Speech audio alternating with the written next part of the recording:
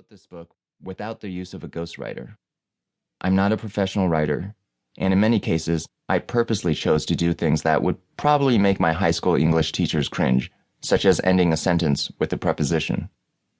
I did this partly because I wanted the writing to reflect how I would normally talk, and partly just to annoy all my high school English teachers, who I appreciate dearly. Although I did not use a ghostwriter, many people helped out behind the scenes with feedback, suggestions, and encouragement, and I'm grateful for everyone's involvement. There isn't enough room to list everyone who contributed, but I would specifically like to thank Jen Lim, my longtime friend and backup brain. She acted as project manager and organizer of the entire book writing process, and she was key to seeing this book from inception to finish. She also collected and helped edit many of the third-party contributions, some of which are in this book, and many more of which are available on the website at www.deliveringhappinessbook.com. Introduction. Finding my way. Wow, I thought to myself. The room was packed. I was on stage at our all-hands meeting, looking over a crowd of 700 Zappos employees who were standing up cheering and clapping.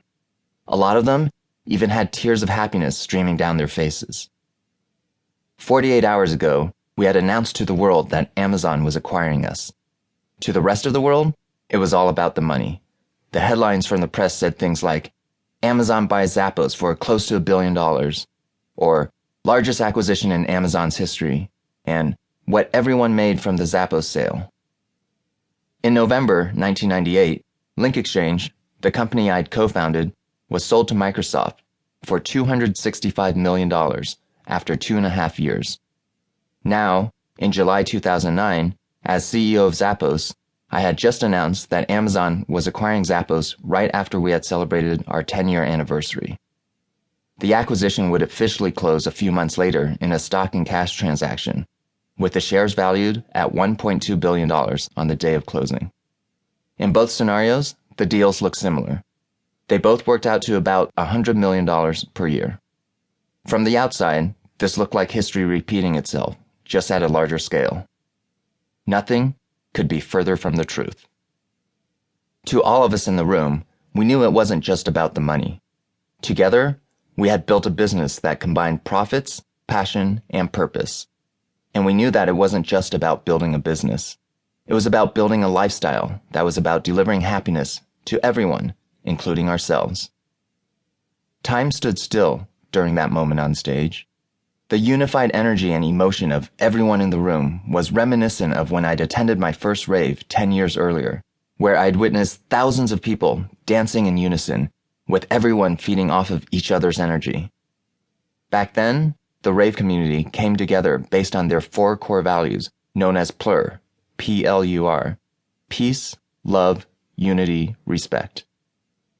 At Zappos, we had collectively come up with our own set of 10 core values. Those values bonded us together and were an important part of the path that led us to this moment. Looking over the crowd, I realized that every person took a different path to get here, but our paths somehow all managed to intersect with one another here and now. I realized that for me, the path that got me here began long before Zappos and long before Link Exchange. I thought about all the different businesses I had been a part of, all the people who had been in my life, and all the adventures I had been on. I thought about mistakes that I had made and lessons that I had learned.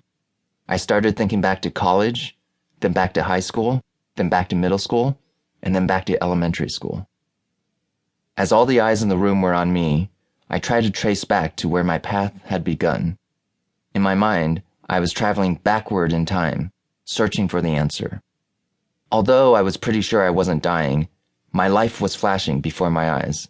I was obsessed with figuring it out, and I knew I had to do it this very moment before the energy in the room dissipated, before time stopped standing still.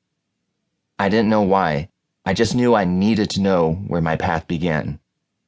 And then, right before reality returned and time started moving again, I figured it out. My path began on a worm farm. Section 1. Profits.